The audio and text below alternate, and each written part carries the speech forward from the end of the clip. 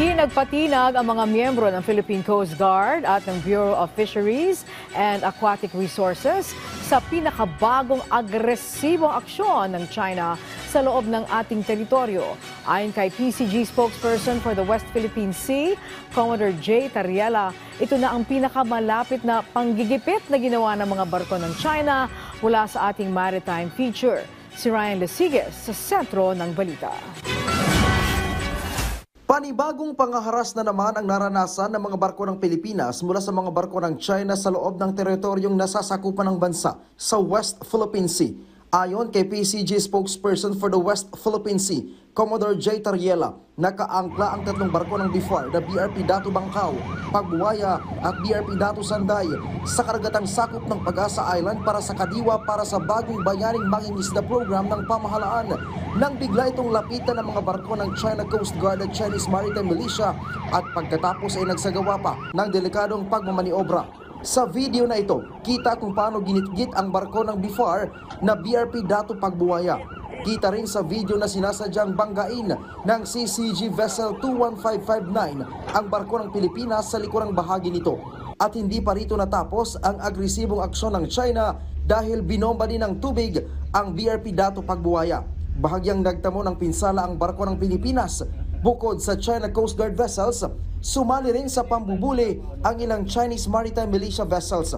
Umaligid din ang isang People's Liberation Army Navy o Plan 533. I don't think that they expelled the Philippine vessels. The mere fact that we never deported Pag-asa right after the incidents. And how can they claim that they expelled? As I said, the presence of the Coast Guard, the Armed Forces of the Philippines remain to be in Pag-asa. Ito na umano ang pinakamalapit na harassment na ginawa ng mga barko ng China sa maritime feature ng Pilipinas na nangyari 1.6 nautical miles mula sa Pag-asa Island. All of those actions of the Chinese government, whether it's near a particular maritime feature that we occupy, it has always been very concerning because we are dealing with the lives of the crew of the BIFAR or even the Philippine Coast Guard personnel. We always take the illegal and blatant violation of the People's Republic of China seriously and always concerning. Sa kabila nito ay itinuloy pa rin ng mga taga-BIFAR ang pamamahagi ng tulong sa mga mangingisda sa lugar.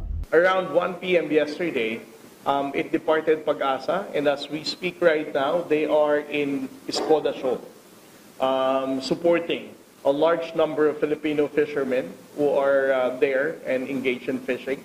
As a matter of fact, right now they are distributing fuel subsidy and other supplies. Samantala sa kabila naman ng panibagong agresibong aksyon na ito ng China sa mga barko ng Pilipinas, ay kapwa nanindigan pa rin ng PCG at BIFAR na ipagpapatuloy ang kanilang misyong protektahan ang kapakanan at kabuhayan ng mga Pilipinong mangingisda sa West Philippine Sea.